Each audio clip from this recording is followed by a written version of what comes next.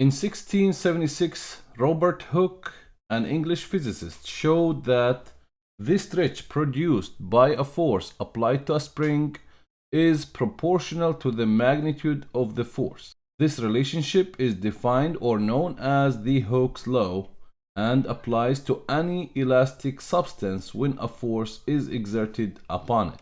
Now, as you can see in the figure over here, if a mass is suspended from a spring, the position x of the mass changes in proportion to the force or the weight Fg of the mass. The bigger the mass, the more the spring will be extended downwards.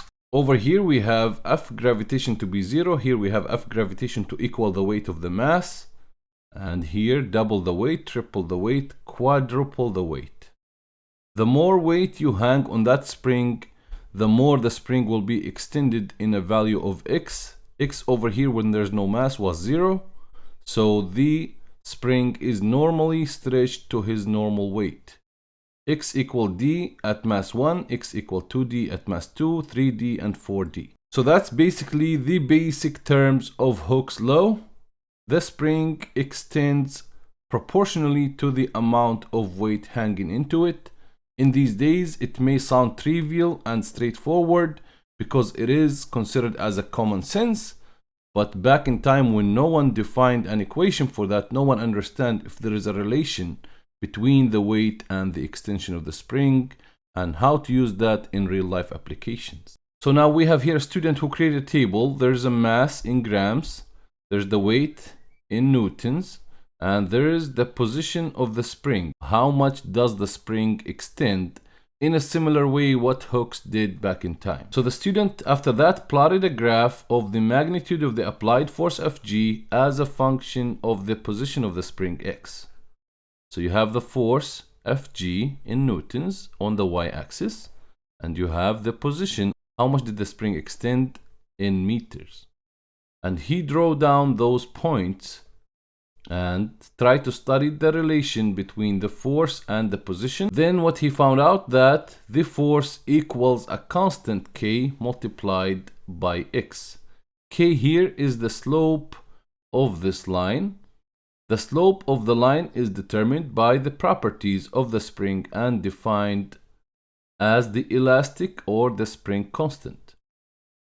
This constant tells us how hard it is to stretch or compress the spring from his equilibrium or normal position at x equals 0. Now, since the F equal kx or delta F equals k delta x, now we can say k equals delta F over delta x. Delta F means the F final minus F initial over the position final minus position initial. We can see here the final force was 10 newtons and the initial force was 3 newtons. The final position was 0.25 meters minus the initial position was 0.075 meters.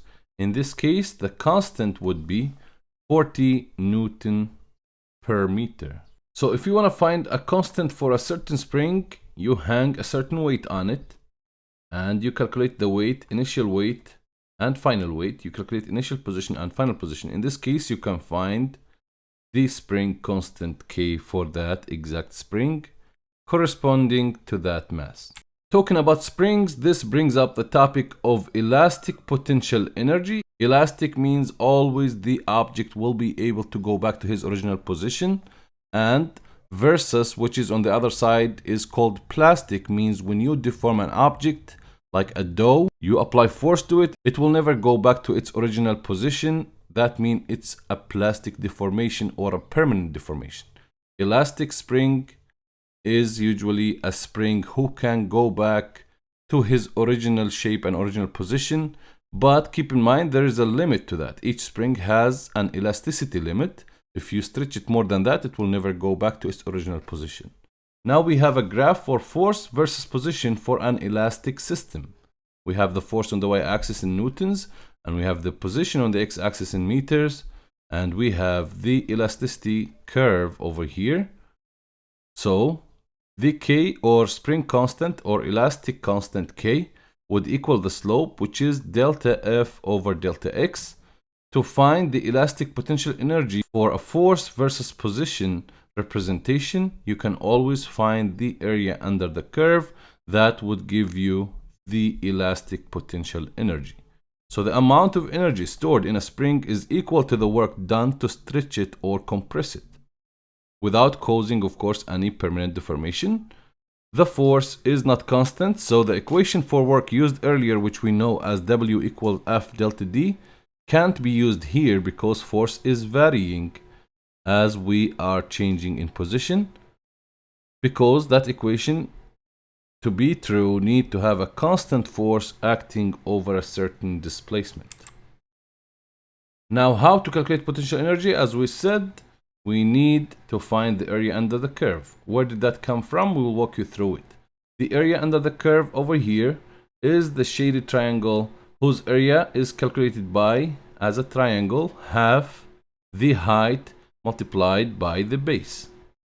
Now the base is equal to the magnitude of the position X, and the height is equal to the magnitude of force F at that exact position.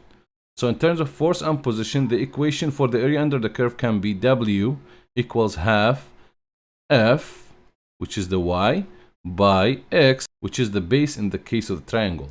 So from Hooke's law, the magnitude of force is equal, F equals K by X. So the work done to stretch that spring can be written as W equals half, instead of F, Kx multiplied by X. That would give you 1 over 2 Kx squared. So the work done to stretch or compress spring from its equilibrium position to any position X result in storing elastic potential energy EP in the spring. So the equation for elastic potential energy stored in that spring can be EP equals 1 over 2 Kx squared. With that being said, let's take an example and see how to use this equation in action. We have a spring stretched to a position of 35 centimeters from its equilibrium position. At that point, the force exerted on the spring is 10.5 newtons. What is the elastic potential energy stored in the spring? We have x1 as 35 centimeters. Convert that to meters to have the unit straight.